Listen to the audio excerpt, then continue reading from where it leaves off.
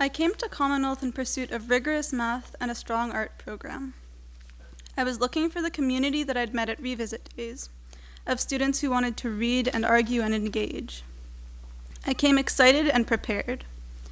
When I arrived, I found that the math certainly did not disappoint me, and as you have seen upstairs, the art did not either. Nevertheless, in my first 3 weeks, I did not speak once. This was partly from fear, but partly because I did not know what to say. From the first day of freshman year, I felt dislodged and could not find anywhere solid to stand. I placed into a class of full Spanish immersion and couldn't understand what was happening for months. I had never learned to mark up my English texts the way that was now expected of me.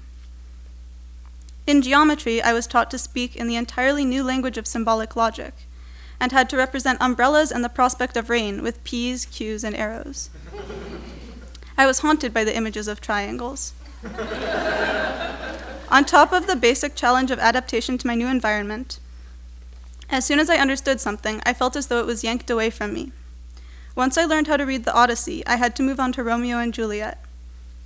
I had to prove 69 theorems before I could refer to triangles as having 180 degrees.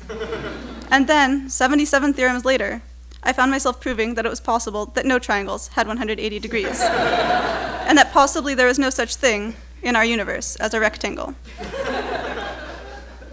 We had spent 3/4 of the year in normal geometry based on Euclid's postulates. 2 points define a unique line, all right angles are congruent, etc.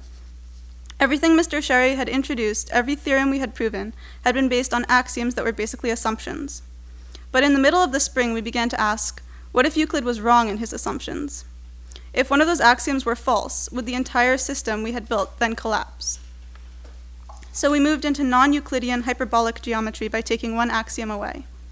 This led us to the conclusion that we cannot achieve an objective enough perspective to know anything at all about the angle measure of triangles, let alone rectangles. At the beginning of the year, this would have been disorienting, because I wanted to know the measure of all the angles in all triangles, and now I had to believe that there was no way to know this. But I had grown to appreciate how we conceive of truth.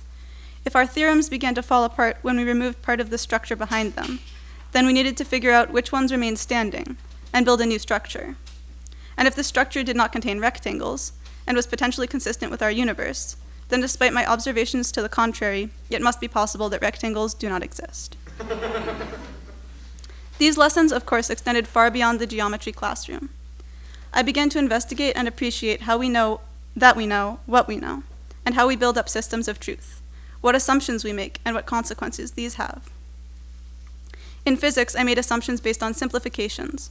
If I can assume that a ball moves across a frictionless surface in a vacuum, then I can calculate its position at any moment in time.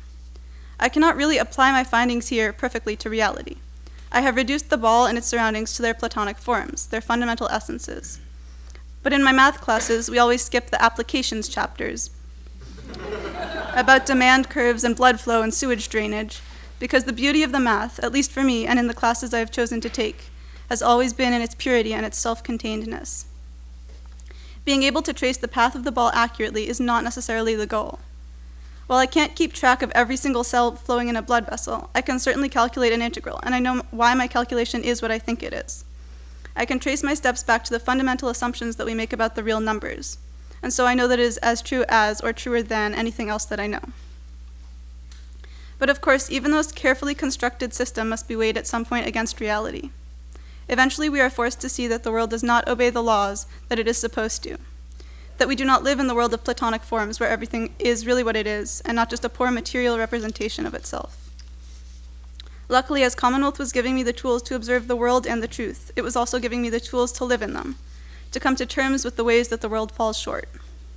In Bible class, we read the books of Job and Ecclesiastes, and the accompanying class discussions were full of phrases like, God is above mortal morality, and to the antelope, the lion seems cruel, but a wilderness based on our understanding of ethics would be a petting zoo, and fleshly prison, and there is no good in them but for a man to rejoice and to do good in his life, and also that every man should eat and drink and enjoy the fruit of the good of all his labor.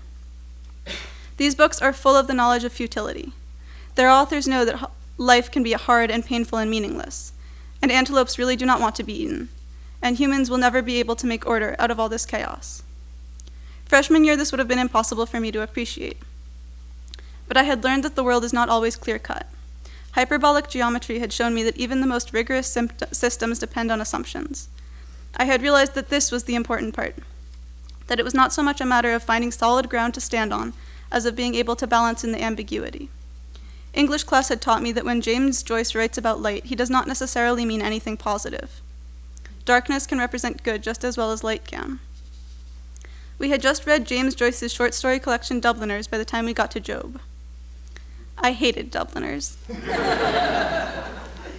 I met with Miss Brewster 3 times about Dubliners just because I hated it so much.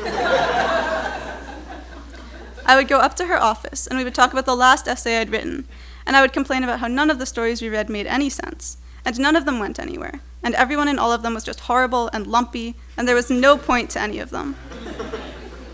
But even though I was just complaining, Miss Brewster listened to me and pushed back when I made a weaker claim, and asked me over and over, why do these stories need to have a point?